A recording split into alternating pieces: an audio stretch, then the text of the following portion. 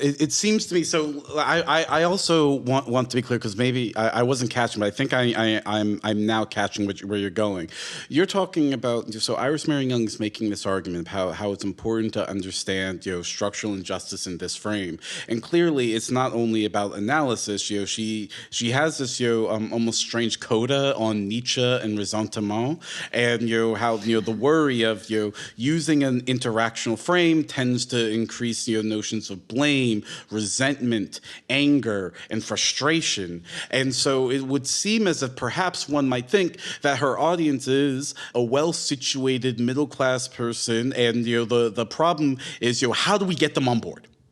How do we, prevent the sort of fraying of social bonds that are necessary for her social connections model to get off the ground, if it is the case, and she does say this later in the book, that some of these problems can only be discharged by collective action. That if you're talking about structural injustice, you're not talking about changing the habits of individuals, though you're not talking about that. You're saying that this can only be, remedied through some sort of a collective action. So you need to solve a collective action problem.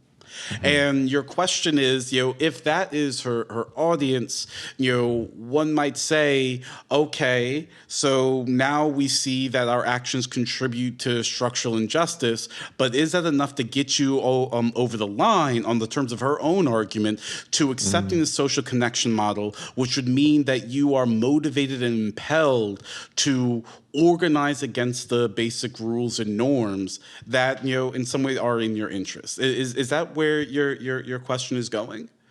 Because yeah, I mean, if it is like, I think about this a lot. I was actually thinking about something along the lines while I was reading this. And so here's my type of response to this. I think sometimes it is worth just getting the philosophical argument out, even if we are not sure of what kind of practical effects it will have.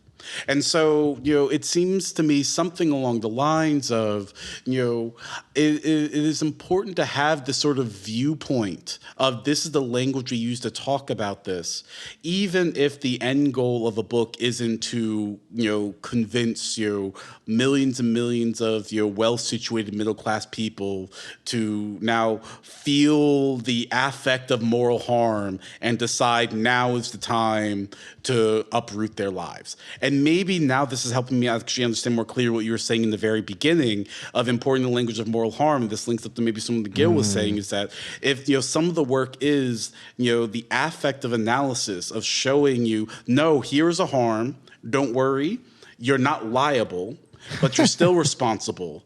And that's supposed to, reconstruct some structure of motivation to engage in mass politics. And it seems to me you're saying, historically, it's just not worked that way.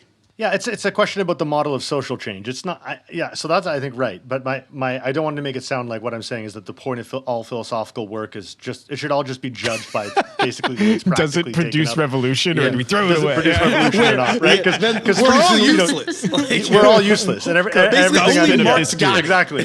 Marx and Locke. Okay. I just got to throw my work on Hobbes in the garbage. It's not, Hell yeah. So but it is more specifically a question about the model of social change that she has in view in terms of this assumption of responsibility, political responsibility. Well, maybe I could, I think I like your question a lot, actually, now that I'm seeing it in more concrete detail. Maybe one way of answering the question on Young's behalf would be like a much more negative or minimalist sort of aspiration, saying something like, I mean, it is an explicit consequence of this sort of model that she builds that, people, she says this specifically in the article that I teach, Responsibility and Global Labor Justice, which is about sweatshops, and basically of our, we in the global north advanced capitalist countries as consumers are shared partial responsibility for and complicity within these circuits of hyper-exploitation, say in global south sweatshops, right?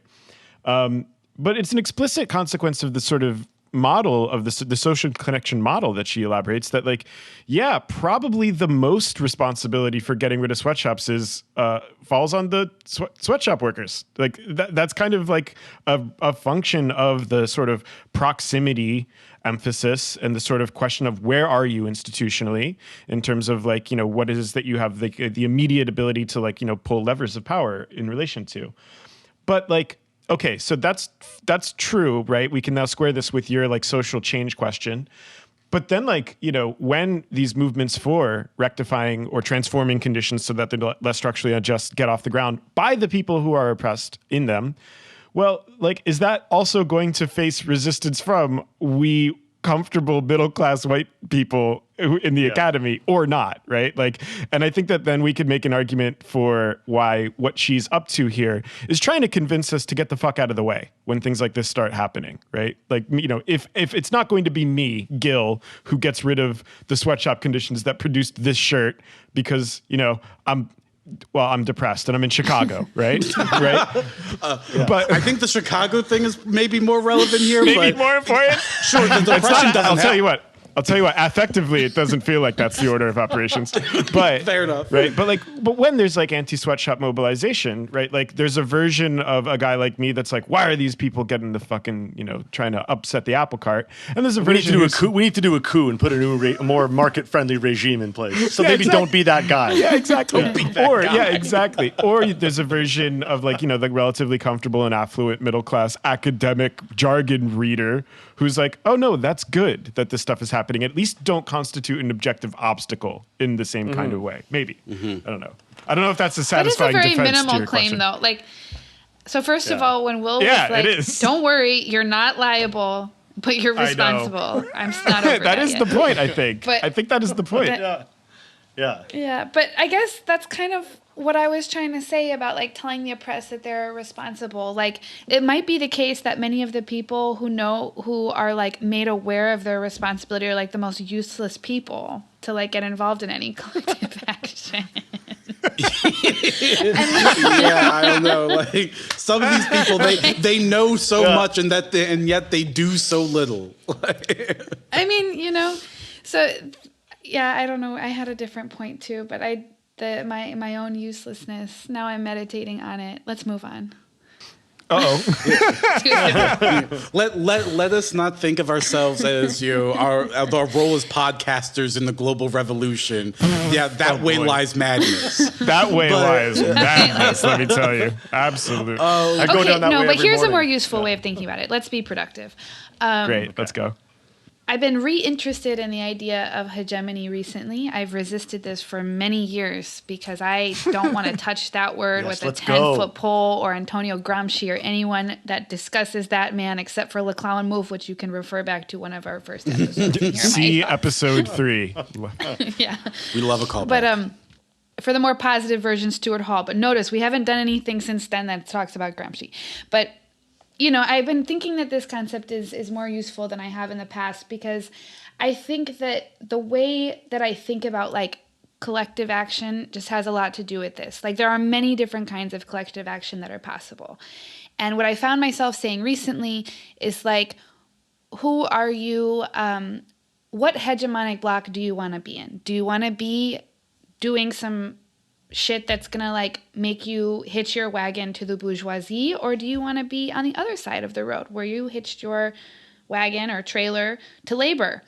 And insofar as somebody who understands their responsibility is like, aha, I'm with those people, then like that might be a good thing, you know? But like I think the kind of the problem with the way Young thinks is that she is such like a militant pluralist that those kinds of claims about hegemony are really not impossible, but they're really difficult to make in her framework. Like for her, like those kinds of like drawing lines that I love to do, she really resists them. And so it's difficult to say like who the agents or the block, like where do you want to put your foot, you know, on what side of the scale, where should the weight be? And that has to do with the social change question. And it's kind of getting astray from what we read, but that's my own point of view, is like, that's kind of what makes her a liberal structural injustice thinker, is like, she's like a militant pluralist. Like it could come from no specifying any privileged strategies or people or places. It's just all good. Hey, thanks so much for listening. This was just a small sample of the full episode. To listen to it and to access other premium content we're putting out, please subscribe to us on Patreon at patreon.com/leftofphilosophy. See you next time.